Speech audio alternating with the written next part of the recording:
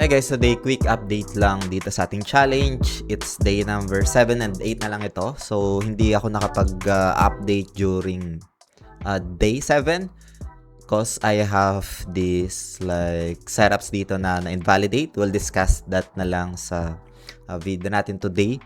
So, dito papakita ko rin yung pinaka-updated balance na natin. So, punta tayo dito sa my wallets mamaya. And we'll share kung ano nga ba yung mga nangyari, learnings during day 7.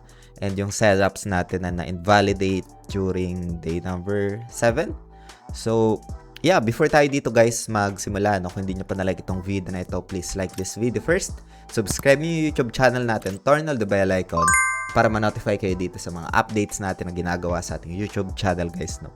So ngayon, meron tayong SpaceX ongoing challenge sa mga kakapanood pa lang. And I think day 6 or day 7 na invalidate itong pinaka-setups na ito. I'm trying to long these setups for SpaceX, a quick scalp lang pero I got stop out. At ito yung kahalagahan din ng SL setups, no? So, like for example, nagkaroon siya dito na pagbagsak ng presyo, tinamaan yung stop loss natin, and mas bumagsak pa yung presyo. So, ngayon guys, no, hindi maganda yung naging setups ko. I get invalidated, and I posted this one as well sa pinaka-group natin. So, this part of trading is pretty normal. I've been doing this, and this one is learning process as well. So, puntahan natin yung pinaka-assets natin dito sa wallet. So, right now, nag-down tayo ng, meron tayo PNL today, pero nag-down tayo almost 45 USDT. Punta tayo sa asset analysis, no? Ano nga ba nangyari for the past couple of days dito? So, ito pala, historical earnings natin negative is 48.18, no? So, we have this loss streak, pang-apat. So, as we observe dito, meron tayong loss. So, I decided na magpahinga muna during day number 7. So, day number 8 tayo, straight up today. And itong mga setups na ito ay na-invalidate, guys. So, tinamaan yung SL and ending up na pahinga muna or take a break muna guys, no, kaysa maubos yung 100 USDT. So ano nga ba yung isa sa mga learning ko dito? I keep on learning guys, no. Sa challenge na ito pinapakita natin yung realistic scenarios and yung mga updated balance natin. So in terms naman ng losses, I think it's part of the trading journey. It will have this realization as well sa mga setups mo, cross validate as well as i-check mo kung ano yung ginawa mo doon na mali, no, or masyado bang early entry or masyado bang naging aggressive yung setups mo, and I should wait some support muna ba talaga, trending ba yung market. So it's type of learning, self-development. So yan yung isa sa mga natutunan ko naman for the past couple of years dito sa, or a decade in crypto, guys, no. So ngayon, ito yung naging results natin. Tingnan natin by tomorrow kung ano yung magiging update because I have these open positions na positive. So we have ilang days pa naman, and na-mention ko ata during day number 6 na I be aggressive, pero that's a risky type na strategy.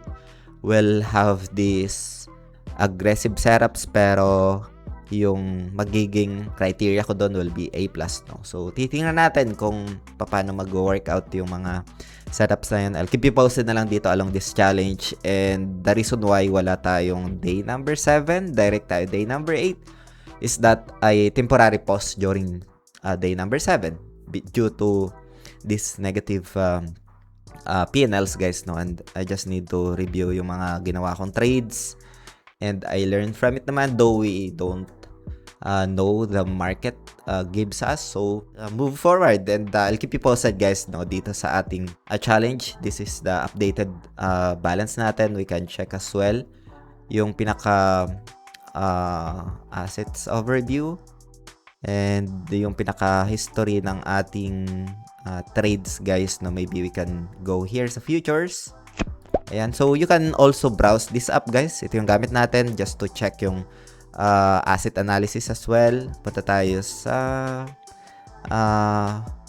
assets, no?